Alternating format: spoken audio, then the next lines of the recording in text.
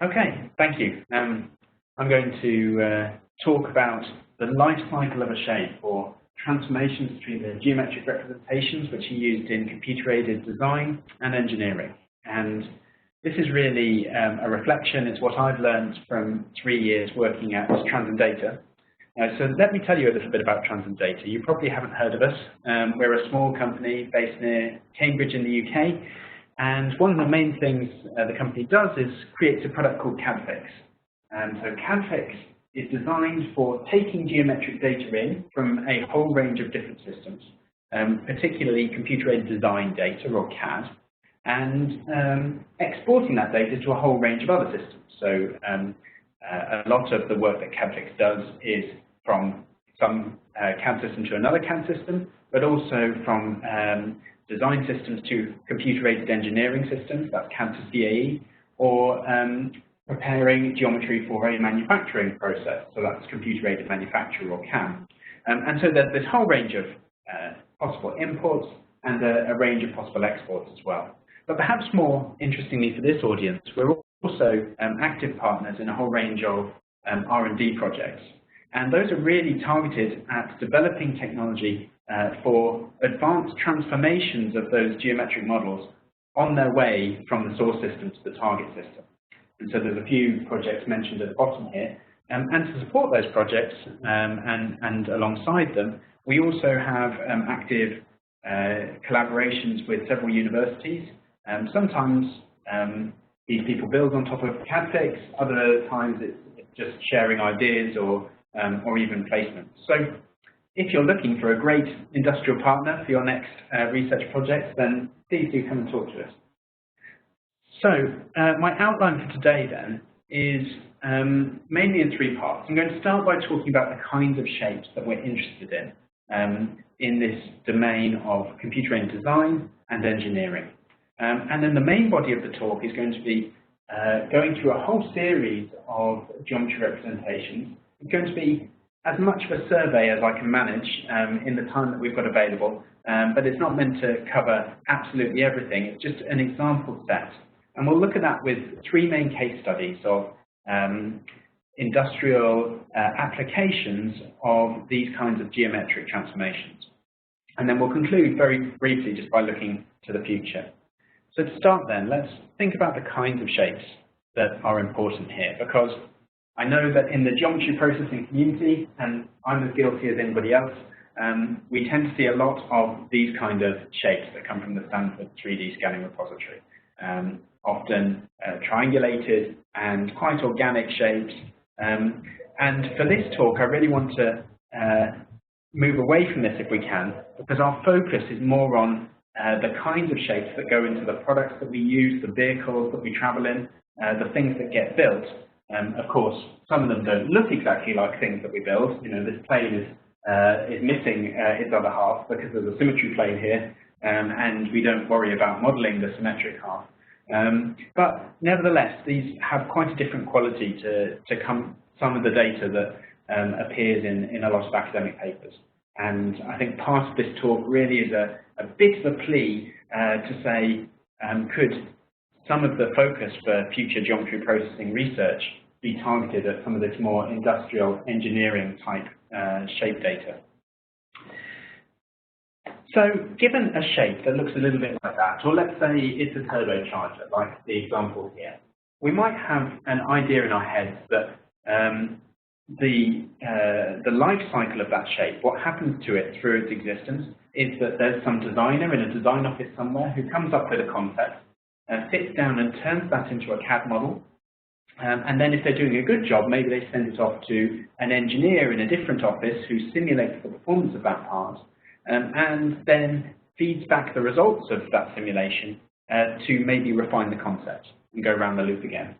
And then eventually, once this process is complete, then the part goes off to get manufactured and becomes a part in a physical object. Well, the first qualification I want to make to this picture is that increasingly the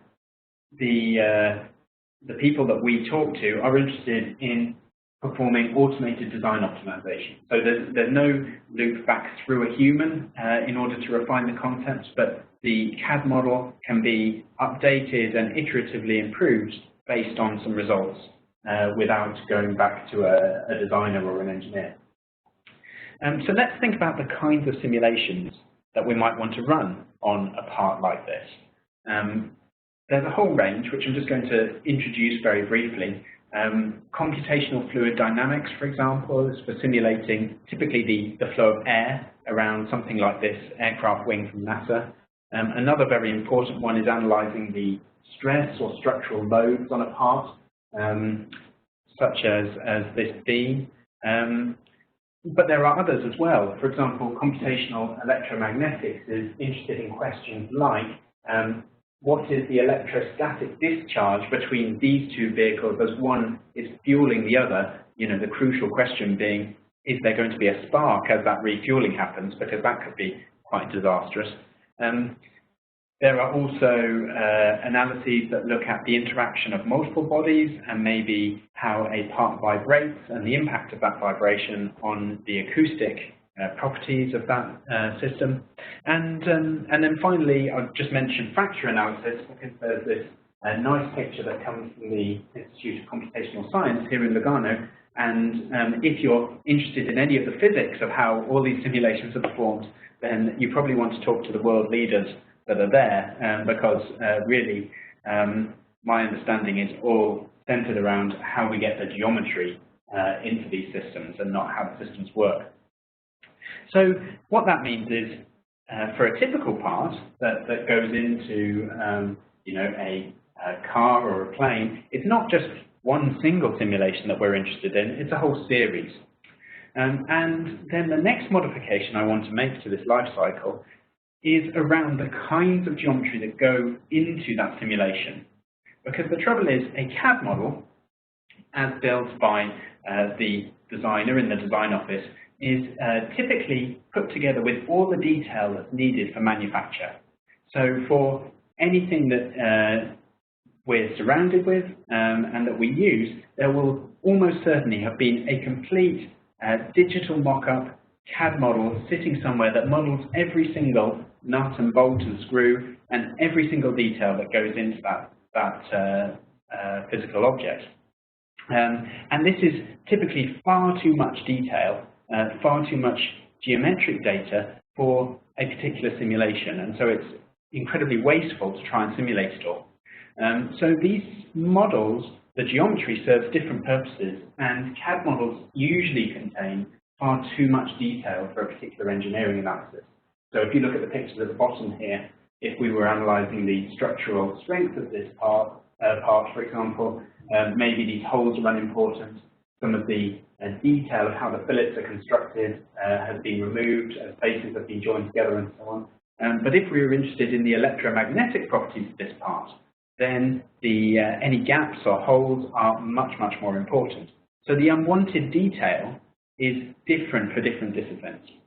And what that means is that, in fact, we don't just have one geometric description, but we have to introduce a whole series of analysis models, each one targeting a particular analysis. And of course, we still want to try and maintain the possibility of this automated loop going from the analysis model to simulation results, updating that model again, and maybe even going back to the CAD model at the end of that process. Well, the next thing to say is that this route through the CAD model starts to look like a bit of a bottleneck. And so there's increasing interest in a sort of simulation-driven design, or sometimes this is called the use of pre-CAD systems, where in fact a concept starts in an engineer's head instead and gets turned into a model that can be analyzed directly, maybe iteratively refined and updated. And it's only at the end of that process that it actually reaches a CAD system. And so this turns the whole thing on its head. It's no longer design followed by simulation. It's actually simulation preceding design. And I have it on good authority here that I can quote Tom Grandin as saying that design stops once a model hits a CAD system. That's really the documentation stage of the project.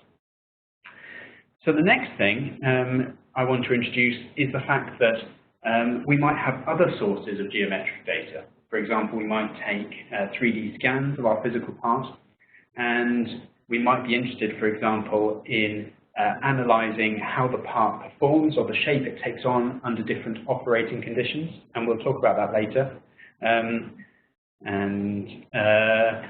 We might also, perhaps this is a competitor's part, we don't have the original CAD data for it, but we are very interested in how it performs, and so we want to turn the scan data directly into an analysis model.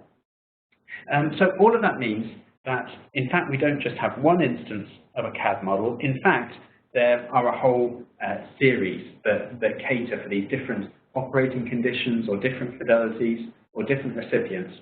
And so the question I want to try and address in the rest of this talk is, how do we represent the geometry of all of these models, and how do we successfully transfer the meaning of that geometry between all of these different stages? So that leads me into the main body of my talk. And before I go on to talk about any geometry representations, I just want to define what I mean by geometry representation. And for this talk, I'm going to define it as very simply just a map from some parametric domain, which I'm going to call omega, and let's say for simplicity that the map always goes to R3. And that domain is often composed of multiple different pieces. So for example, there might be 1D intervals that map into some curve. There might be regions of the plane that give surfaces, or indeed volume regions that map into some parametric volume. And in fact, we could have some mix of these different things, a mix of 1 or 2 dimensional or 2 and 3 dimensional parts, for example. Now, of course, this is a gross simplification, but let's stick with it for the moment to see if it helps as we introduce the geometry representations. And let's say that the range of this map is always R3. So that means that the representations I'm considering here are all parametric. Implicit descriptions could still have a role, though, in transformations between the different representations. So let's keep them in the back of our mind. So for the rest of the talk, I'm going to lay out the geometry representations on a grid that looks like this. So the two axes I've chosen to partition them or categorize them are, on the vertical axis, the dimension of the parametric domain, i.e. whether we have volumes or surfaces or some mix of those. And on the horizontal axis, whether the map that we're talking about is essentially piecewise linear, it's a sort of sampled discrete representation, or whether it's piecewise smooth, whether it's a more continuous, sometimes perceived as a more exact sort of representation. And so the first geometry representation I want to put in the bottom right corner here is a boundary representation that appears in a CAD system. So let me explain what form that takes, because as I say, everything that appears that is man-made in this room probably started life or existed at some point as a CAD model. It is the dominant form for geometric data used in industry. And that boundary representation consists of a set of edges which are topologically bounded, at least, by some vertices. There are some very small red dots on this picture, which are the vertices. There are a collection of faces which are bounded by the edges, again, at least topologically, and those faces are embedded in some surface which gives the interior geometry of the face, and that's what these blue wireframes are showing on the picture. The surfaces which are used are always trimmed, so even if there's a face which looks like it's rectangular and there'd be no need for trimming, like this one that's shown on the screen here, you might be able to see it just overlaps the boundaries of the face a little bit. And that's very common because it gives a little bit of margin for error. And it's important to realize that CAD systems perform trimming for every face by default. The situation is that every embedding surface is trimmed, and some of the trimming curves might just happen to be isoparametric lines, but actually that's the exception rather than the rule.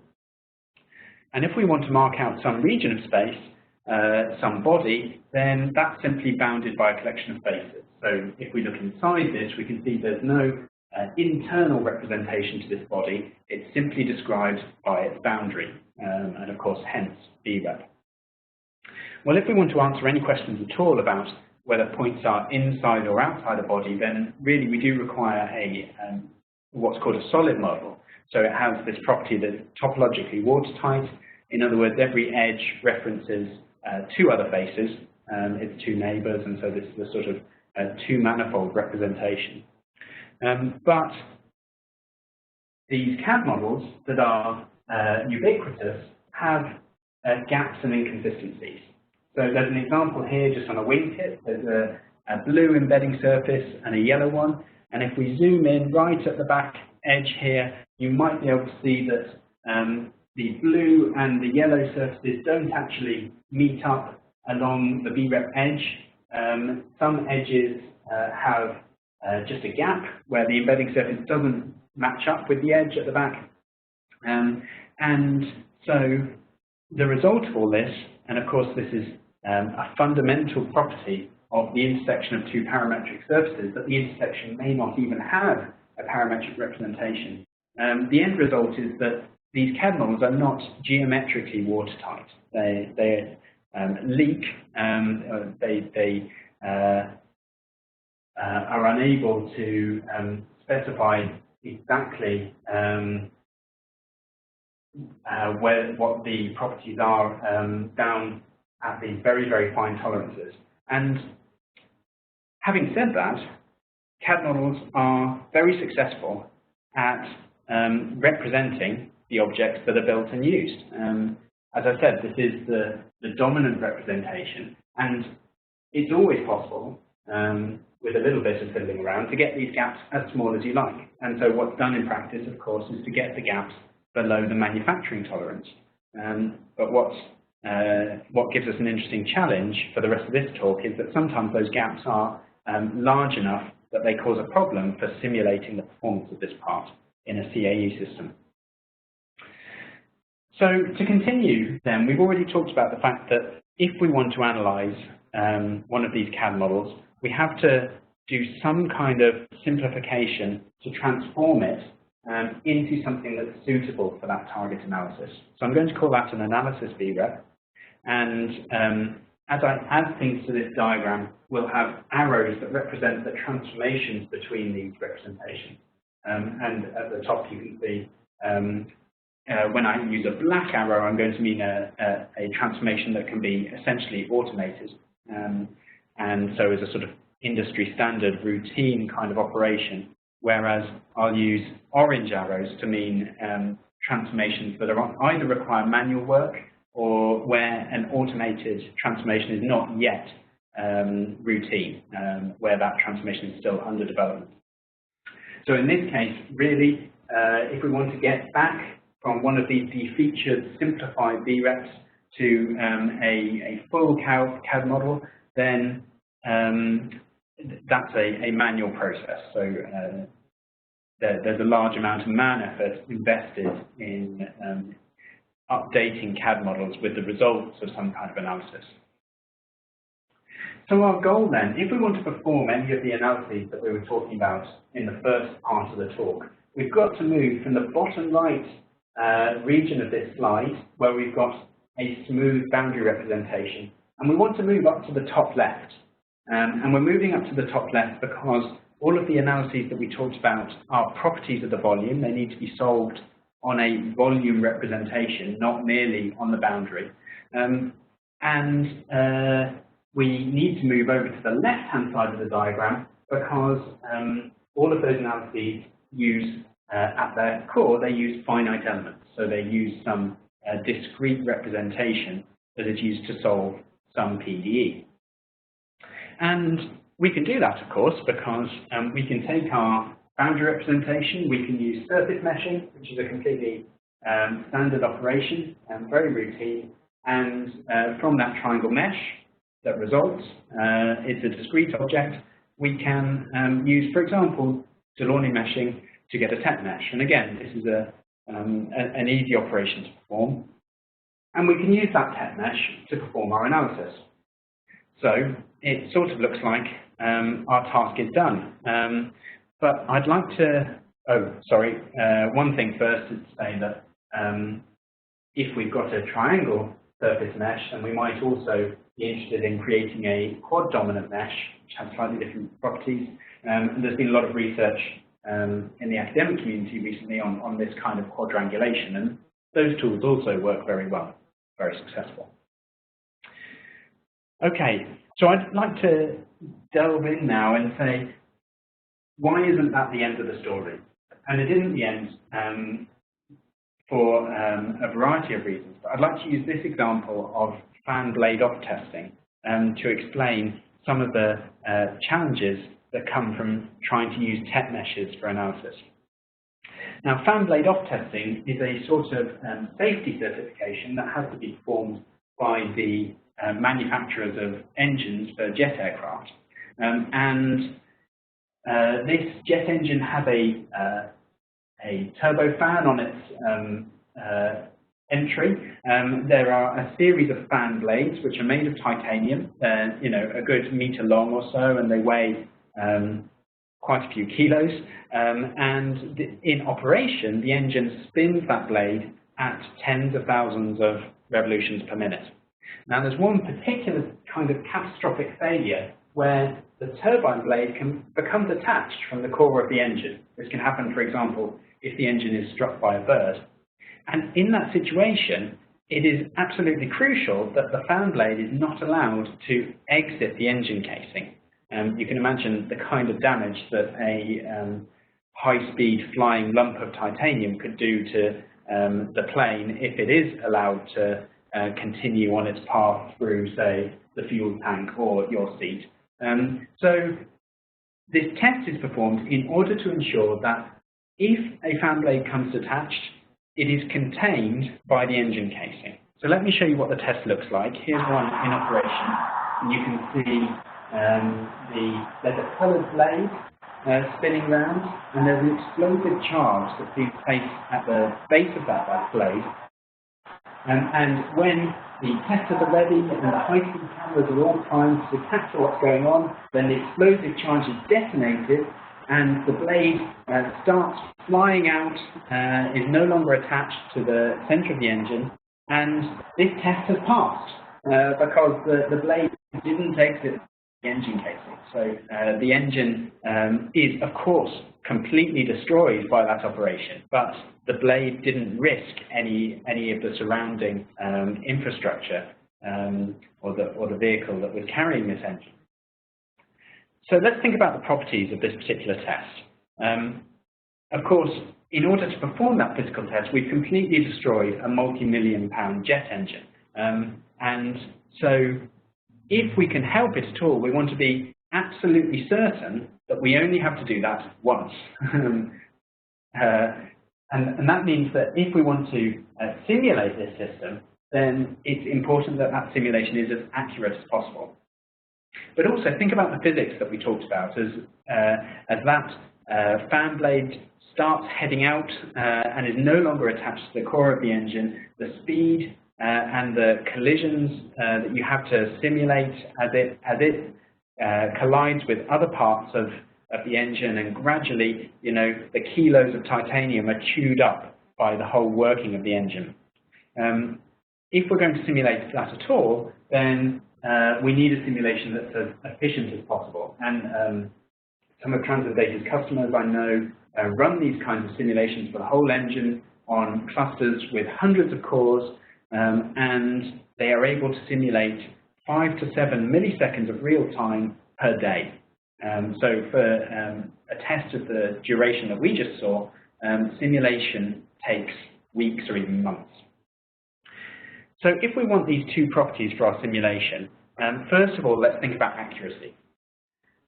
if we want our simulation to be accurate, then the quality of the finite elements that we use in order to represent the geometry, remember we're in the business of trying to represent the volume that we're trying to analyze using discrete or finite elements, and the quality of those elements is critical.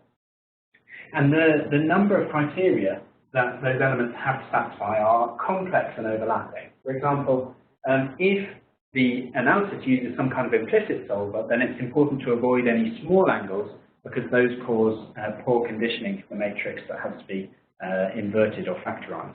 Whereas on the other hand, we are representing the solution to this PDE in a polynomial space, and we know that any large angles in the elements cause poor interpolation for that polynomial space. So we want to avoid those too. If there's some kind of explicit solver that's being used here, then I know that it's important to avoid very small elements because the smallest element determines the time step that we can use. And as well as all of this, the finite elements perform best when they are well aligned with the features that appear in the solution field that we're trying to find. And of course, typically we don't know what that is because that's the reason for running the analysis in the first place. So it's hard to achieve all of these properties at once. And in order to try and achieve them, there's a strong preference for hexahedral elements, six-sided bricks, which are put together into something abbreviated as hex mesh, instead of tetrahedral elements. So it's not quite as simple as that, because if we've got a tetrahedron like the blue one shown in the bottom right here, we can simply midpoint subdivide it into 4 hexahedra, and we can get a complete hex mesh. But this mesh won't satisfy any of our quality guarantees that we were going for. They certainly won't be well aligned with the solution that we expect to see. So we're after a particular kind of hex mesh. And if the simulation is going to be efficient, then it's important that the number of elements should be kept as low as possible.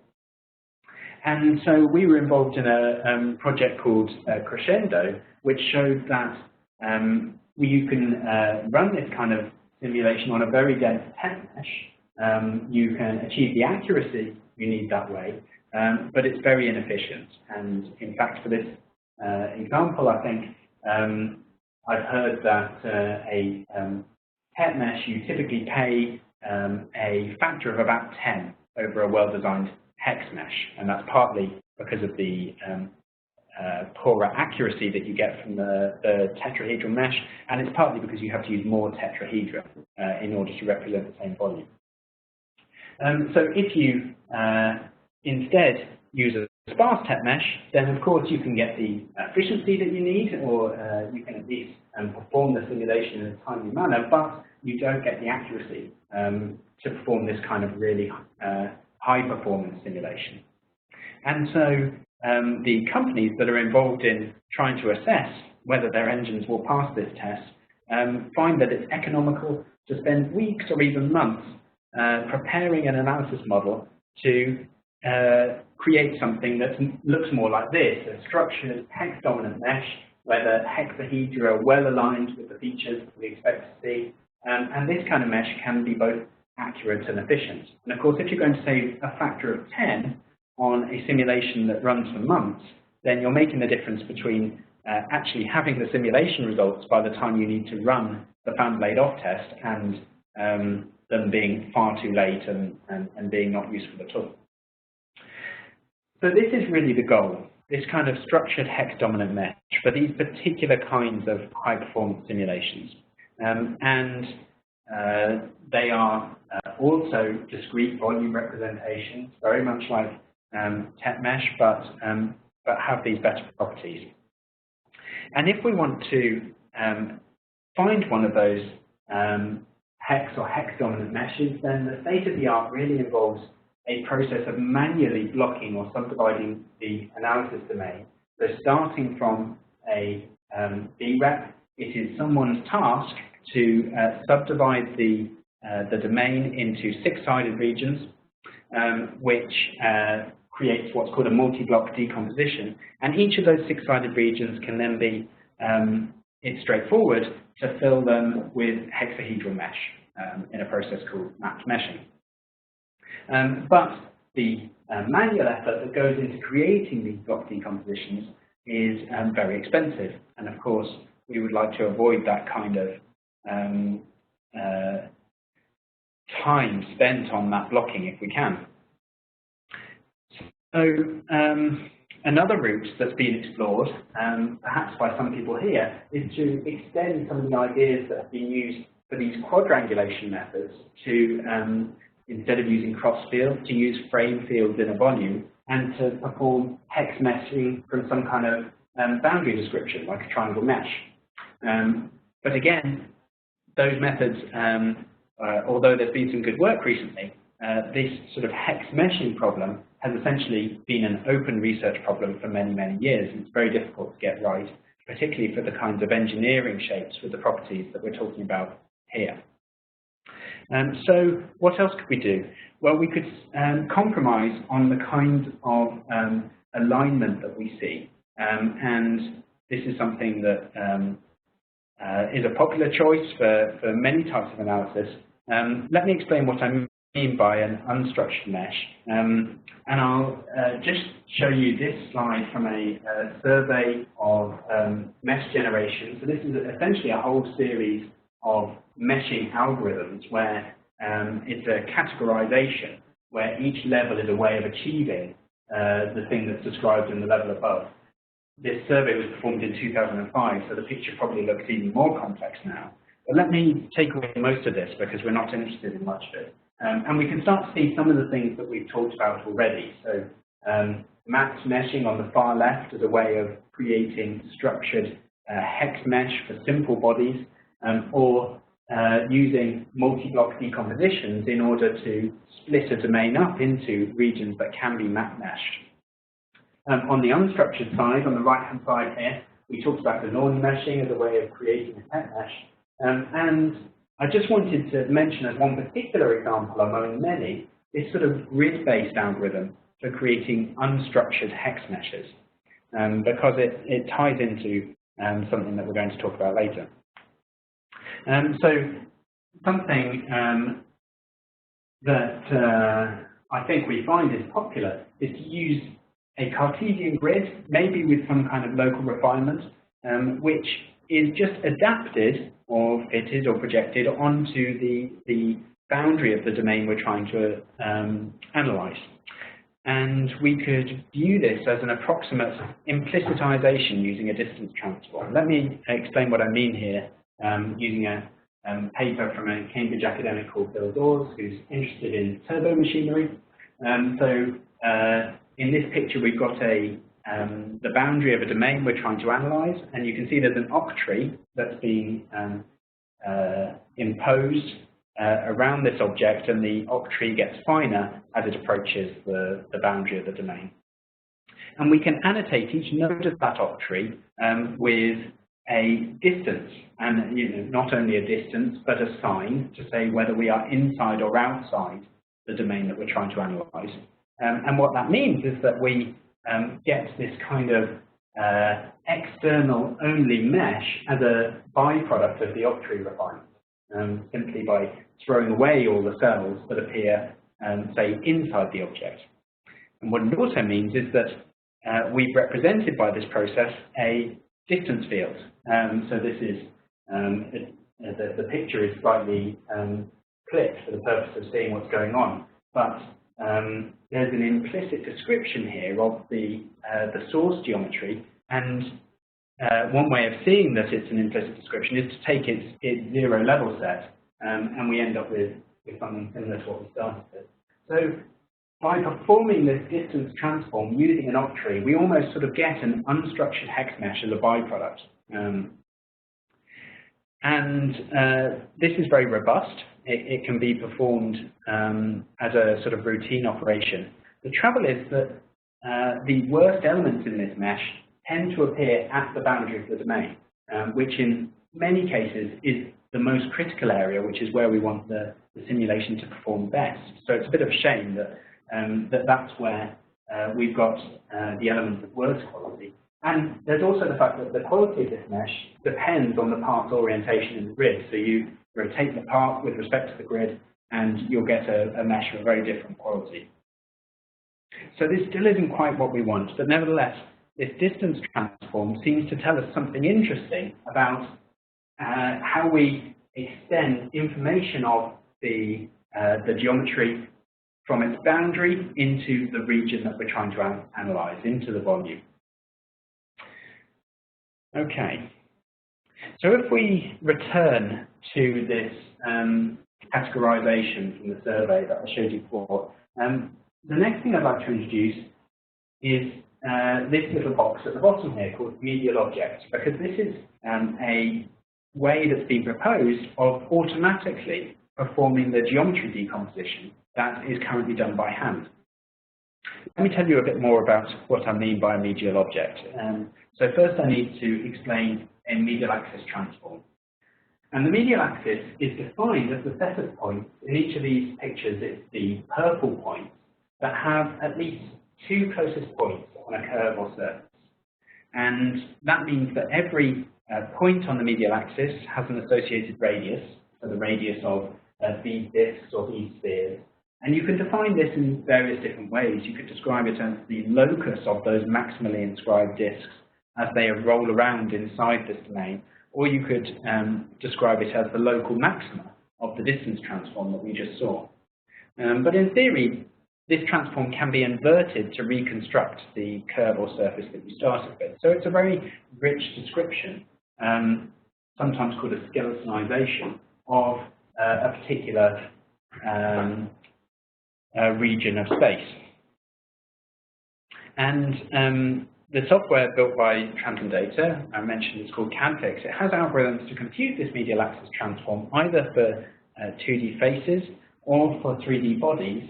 And the way it computes this is as a medial object. And we call it a medial object because it has topology which corresponds to the topology of the CAD model. So if you look at, for example, this purple edge that appears on the medial surface, that corresponds to the black edge of the CAD model.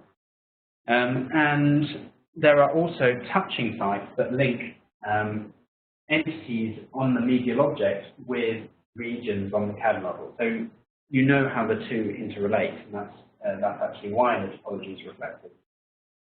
And it's also important to understand that we can compute this medial object either for the region inside or enclosed by a face or a body, or for the region outside. In either case, we're extending the geometric knowledge of the domain from its boundary into the volume. So let me just show you a couple of examples to convince you that this really works in at least these cases. So here's a simple motor-based model, and here's its medial object. The colors in these pictures indicate radius contours. So blue part of the medial object very close to the object that we're analyzing, whereas the red color indicates spheres with a large radius, points that are far away. And one more example, this propeller blade. This time we're computing the medial object of the region outside this propeller blade. And if we just rotate and zoom in, one of the things we're pleased with is being able to correctly calculate the medial object that's collapsed onto the center line of this fillet as the rolling ball rolls around the blend at the base of this propeller blade. So that's what a medial object is. What could we use it for? Well, I'd like to explain how we can use it to construct a partition domain, which is part three-dimensional and partly boundary representation for a particular kind of hybrid mesh. And to explain why we'd want such a thing, I'm going to introduce our second case study, which is analyzing the flow of air around passenger aircraft. And the reason why this is important is because passenger aircraft are highly optimized for their cruise configuration. The cruise configuration means where all the flaps and flaps are are not deployed, so there are no high lift devices on this wing, and we can model it as just one single surface. It looks roughly like this when the aircraft is in flight. This is a particular public domain model that we'll see several times through this talk, because luckily it's one I can show because it comes from NASA. But the reason why planes are so highly optimized for this configuration is because the lift-to-drag ratio in cruise largely determines the fuel economy. And if you are able to construct a plane with high fuel economy, then that means that the airlines will buy your plane instead of your competitors, and so that's very important for commercial success. So if you want to analyze the lift-to-drag ratio of a particular airframe shape, then the physical testing takes place in a wind tunnel like this one. That costs around 10 to 100,000 euros per day, so it's quite expensive. And again, if we can perform CFD computations, if we can get the answer without this kind of physical testing, but using computational simulation, then accurate computations have a high value. But what we're interested in getting here is the last maybe 0.1% of performance out of the shape, because these airframe shapes have been so highly optimized over many years that can make the difference when your plane is flying for long stretches between a successful plane and one that is ultimately commercially unsuccessful. And so that means that simulation, again, has to be highly efficient. Otherwise, you can't perform this kind of simulation in an automated design loop that ekes out that last 0.1%. So that means that this is another example of the kind of high-performance simulation where mesh quality is very important. And that means that we're going to be looking for structured hex mesh. And the structured mesh is particularly important in the near field, by which I mean the region of the domain which lies very close to, say, this aerofoil here. This is a picture from a wind tunnel. And you can see the physics are such that, at least for large portions of the domain, the air flows adjacent to what's called the wetted surface of the wing.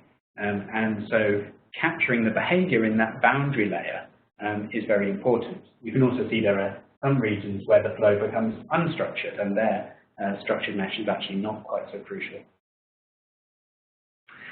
So returning then to the medial object, our approach to creating this kind of high quality mesh for this scenario starts with an airframe shape like this one, and we compute the medial object of the region of air around this wing, and then we take contours of constant radius. So you can see the red lines that have been drawn here follow a particular light blue color in each of the pictures.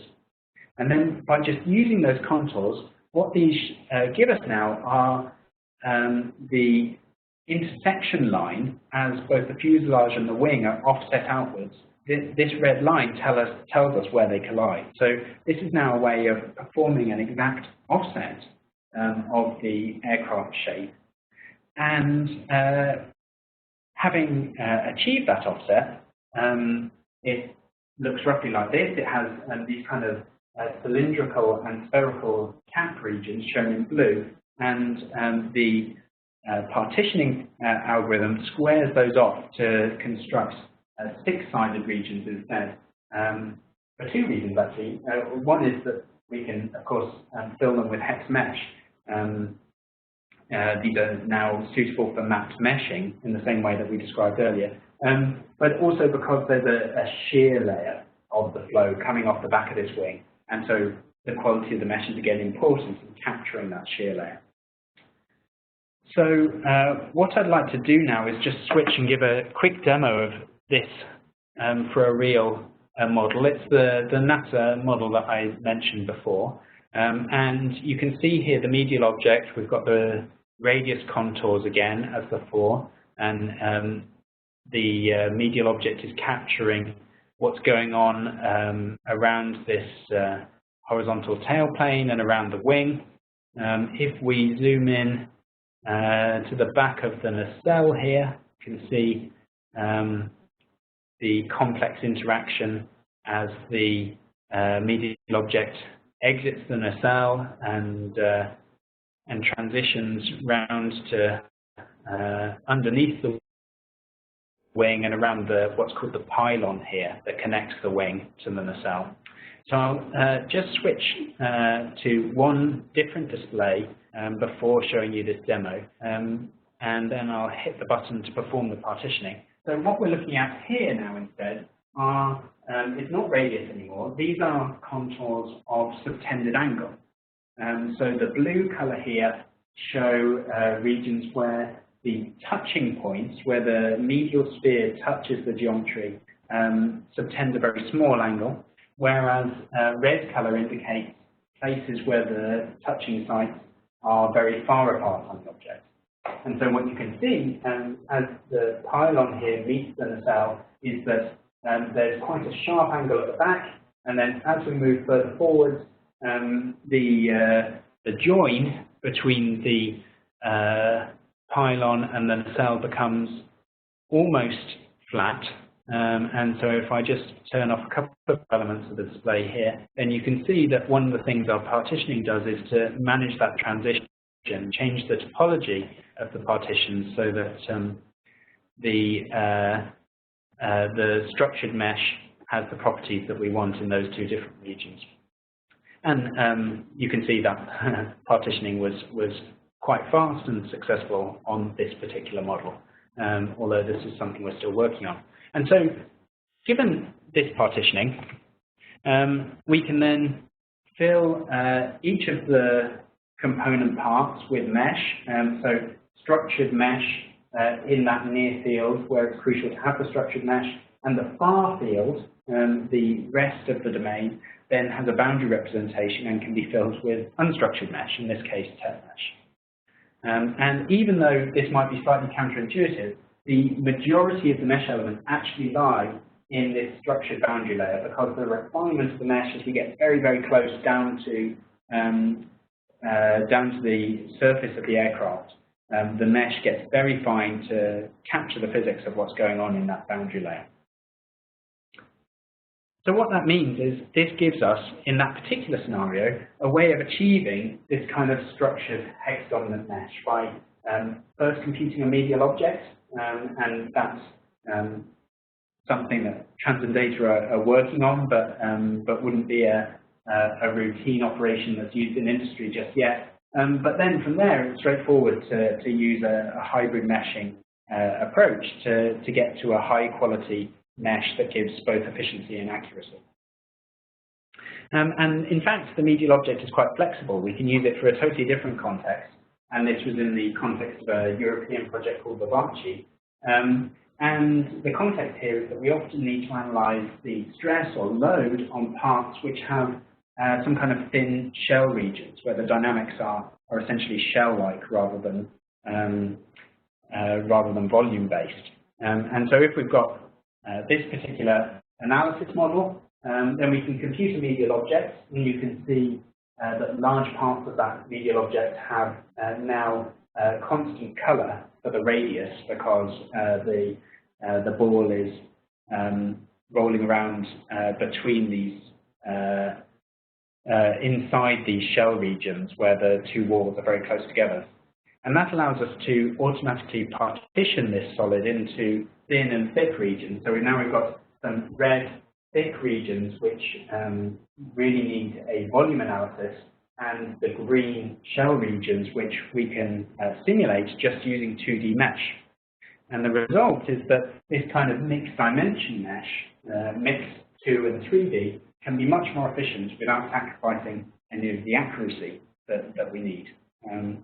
So that's just to show that there are different applications for the same medial object technology, and so we can take an analysis zero, and to the extent that the medial object is successful, again, we can create one of these mixed dimension models which have a mix of 2 and 3D dimensional parts, and then transform that into what's called a thin thick mesh. Okay, at the start of the talk I mentioned scan data, so I think it's time that we covered that and added that to the diagram. What sort of things do we do with scan data? Well, a couple of examples. Everything that I said before about using the distance transform to construct unstructured hex mesh also applies to scan data, which is typically of a poorer quality. And of course, another operation which perhaps some of you have worked on is taking that scan data and repairing it into a much more watertight, higher fidelity triangle mesh representation of the same object. But something that's becoming increasingly important for industry is reverse engineering, so trying to take that scan data and recreating some kind of smooth representation, so making the transition from the left of this diagram to the right. And this isn't something that TranscenData has a great deal of experience in, really, so I can't comment on it very deeply. I know that scan data is often acquired as a point cloud, and there are good automated tools that exist for registering those point clouds, triangulating, and repairing the input to, for example, remove outliers. And from my perspective, the main challenge in reverse engineering is then the segmentation of the data into the parts which are going to form the boundary surfaces. And one of the reasons why I say that is because CADfix does have algorithms which can take pre-segmented clean data like these examples and reverse engineer those back into smooth boundary representations. But getting to this kind of starting point is not easy, and even the state-of-the-art tools perform that as a semi-automatic process with a human in the loop who's responsible for providing rough guides, at least, for where the boundary should go. So we come now to my last case study. I'd like to talk about morphing CAD models to account for different operating conditions. And the motivation for this is that placing a part in different operating environments can alter their shape. For example, the turbine blades, a bit like the fan blades that we were talking about earlier, are designed for hot operating conditions where they're inside the engine and the air is heated to hundreds of degrees C, sometimes above the melting temperature of the blade, in fact, because that's the kind of extreme environment that these blades operate in. And the flow around those blades needs to be perfect for that kind of operating scenario. But of course, you can't build the blades at hundreds of degrees C. You have to build them in a cold condition, and the part deforms as that temperature changes. So something that we see a lot is that deformation can be simulated, and so groups in industry are interested in taking a discrete mesh like this one and simulating the deformation to give us now the slightly different red mesh. And that means that we've got the original shape that we started with, and we said that has some representation which is a function f. And then we have a set of deformed points, which I'm writing down here as the P sub I, which are associated with some positions on the undeformed shape. And the goal then of this morphing process is to create a new representation, call it G, so that when we evaluate that new representation at each of these parametric locations, we do get the target position that is the result of the deformation. But otherwise, this new representation should be broadly similar to what we started with. We shouldn't have any unwanted artifacts or surprises. TranscenData created a tool which attempts to do this. It actually sort of fits the offset between the deformed shape and the original. And we've applied it, for example, to aircraft wings again. So here's our favorite model, the NASA Common Research Model. the context here is that wings, when they're flying, they bend under load. And this is called an aeroelastic deformation. And simulating this is actually quite challenging because it means that you need coupled meshes for both inside the wing to model the structural load of the bending, and also for outside the wing in order to model the CFD and the airflow that's going on. So another possibility, which was used in this context, is to estimate the deformation that you expect to see, again, for one particular scenario, remember, so this might be one particular angle of attack for the aircraft, because each one will have a different deformation. But if we're able to estimate that deformation, then we can morph the CAD model and use this morphed altered shape. You can see the change was quite subtle, but it can make the difference for the airflow around this wing.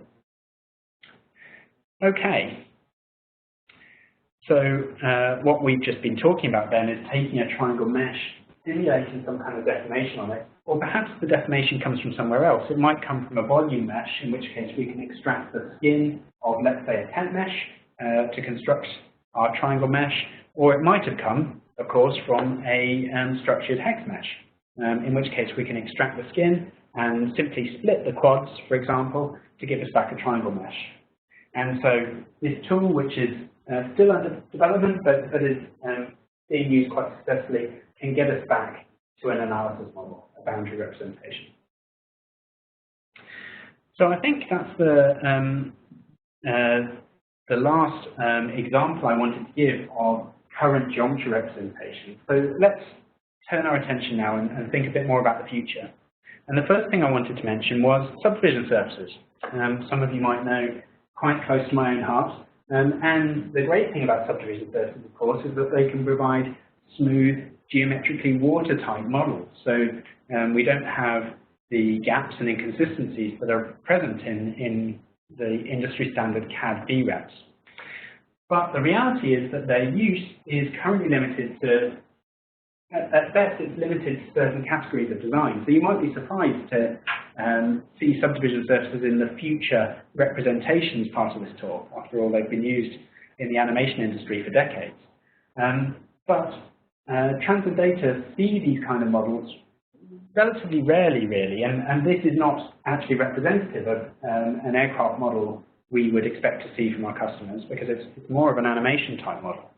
And part of the reason for that is that subdivision surfaces require a different modeling interface in order to be successful. Otherwise, of course, if you use the same standard CAD system interface, then you end up with trimmed regions of subdivision surfaces instead of trimmed regions of NURBS surfaces, which is not necessarily very much better. And these kind of shapes might even require different manufacturing techniques, because they're no longer so closely tied into the way these things are built in terms of numerical tools and parts being bolted together.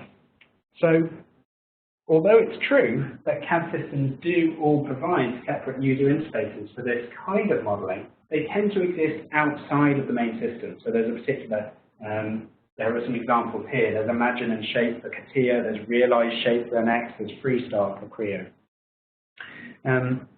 And if we have a subdivision surface, then we know that the result can be converted back into a standard boundary representation just by a sort of patching process that creates surface patches that approximate this shape to an arbitrary tolerance. But because very few of these shapes are sourced, are created by designers, we don't see that many of them. What might be interesting is if we could take a CAD VREP and automatically convert it into a subdivision surface. And of course, the technology of quadrangulation is relevant there, but it's not the full answer. So as far as I'm concerned, that's still really an open research problem. And the next geometry representation I just wanted to mention was, is that used in isogeometric analysis? So some of you here might have worked on the terrific project, a fantastic project, which unfortunately TranscenData wasn't part of, but we were observing the results with interest. So this project, among others, has demonstrated the benefit of smooth representations for simulation. You can get great convergence, great results from simulation. But the question is, how do you get this collection of NURBS volumes that's shown in the bottom left here? Because it's quite difficult to automatically transform CAD VREPs into that collection of NURBS volumes. Of course, the problem we're trying to solve here is very similar to the problem of trying to get structured hex mesh that we were talking about earlier. And unfortunately, these smooth volume models are not going to replace, they cannot supplant CAD models. And there are several really key reasons why not. For example, we talked about the fact that CAD models are created with all the detail that's required for manufacture. So these kind of simulation models serve a fundamentally different purpose to the CAD model that exists in the design office of a big engineering company. There's also the problem that creating these volumes and modeling with them is much harder than creating VREPs, and I would suggest that's always going to be the case because there's more to think about. It's a more complex problem that's being solved. It's essentially asking somebody sitting at a design system to solve the hex meshing problem for you. And so if you are somebody sitting in a design office and you have the option of using your current CAD system or using a system that requires you to create volumes instead, then it's interesting what you might choose. You probably choose to stick with your current system. And finally, there's also the fact that these models are analysis specific. So this model looks great for analyzing the stresses on this part, but what if we wanted to analyze the airflow around it? Or what if we wanted an aeroelastic simulation, which would involve a model of both the inside and the outside around the air? I think the challenge of creating one of these volume models for that scenario is going to be insurmountable. And so what that means is NURBS volumes sit up here as one of the few truly 3D volume representations that are smooth. And if we've got one, we can extract its skin to get to a VREP. But this question of how do we get from a CAD VREP and transform it into a NURBS volume model is also still really an open research question, despite some good work in that direction. So this, you'll be glad to hear, is our completed picture now of all the geometry representations and the transformations between them. And the final point I want to make here is that there are relatively few of these representations that can be sourced or are routinely sourced through this kind of process. So we talked about the fact that sometimes simulation-driven design starts with an analysis VREP, but typically we'll start with a CAD VREP or perhaps a scan, and for certain categories of design, perhaps we might source a subdivision surface.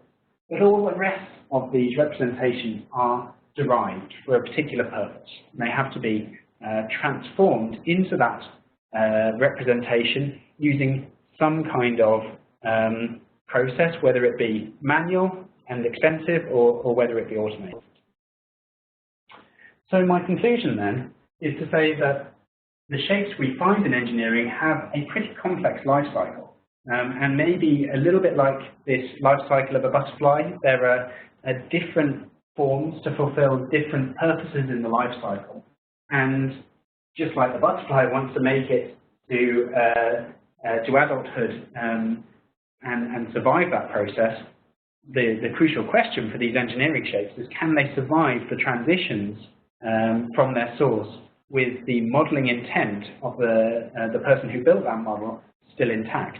But let's not get carried away. There are also ways in which this is very different and much more complex than a biological life cycle. We talked about the fact that the transformations we need to perform are not one-to-one, they're many-to-many, and in fact, there isn't a single path through design, manufacture, and simulation. So this is more of a life graph or a life web than it is a life cycle. And the final point I want to make is that geometry representations are really only useful if they have successful automated or semi-automatic transformations that link them to other forms, and of course, particularly a source of that geometric data. Thank you very much. 5 minutes over.